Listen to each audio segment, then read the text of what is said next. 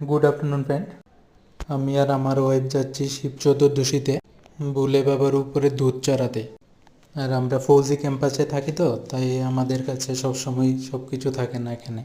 আর আমরা বাইরেও যেতে পারি না সময় সময়, তাই আমাদের ফৌজি মন্দিরের শিবলিঙ্গ এটা, অনেকেই দুধ চড়িয়েছে এখানে।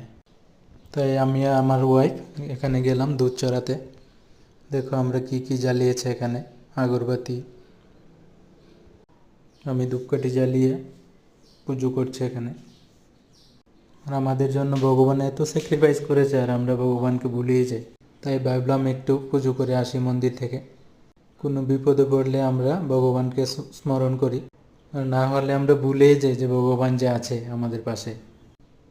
আর আমাদের গ্রামে ডিরেক্ট একদম আমাদের গ্রামে দেখেছি আমরা শিবলিঙ্গের উপরেই দুধ চড়াই, কিন্তু এখানে অন্যরকম। একটা কলসি থাকবে উপরে, তার উপরে দুধ দেবে সবাই, একটু একটু করে ফোঁটা ফোঁটা করে ফোঁটা ফোঁটা করে কলসি থেকে পড়ছে। আমি বাড়িতে চড়িয়েছিলাম ডিরেক্ট একদম শিবলিঙ্গের উপরে, তাই একটু চড়াচ্ছি ডাইরেক্ট। আসার সময় ফুল অনেকগুলো মন্দিরের পাশে, তাই ফুলটিকেও একটু ক্যাপচার করলাম। দেখতে পাচ্ছ আমাদের ফৌজি ক্যাম্পাস এরিয়া। অনেক রেস্ট্রিকশন মানতে হয় এখানে, তাই সবগুলো ফুল দেখাতে পারছি না। দেখো কিছু দেখিয়েছি ফুল।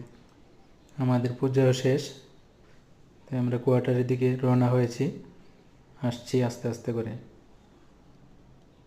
আমার ওয়াইফ আগে আগে চলে যাচ্ছে দৌড়ে, হাত দেখাবে আবার উল্টো হাঁটবে।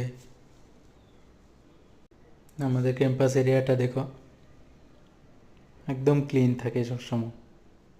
এটাই কাজ এখানে, স্বচ্ছ, সব কিছু স্বচ্ছ। সবাইকে শুভ শিবরাত্রি, নমস্কার রইল আমার তরফ থেকে।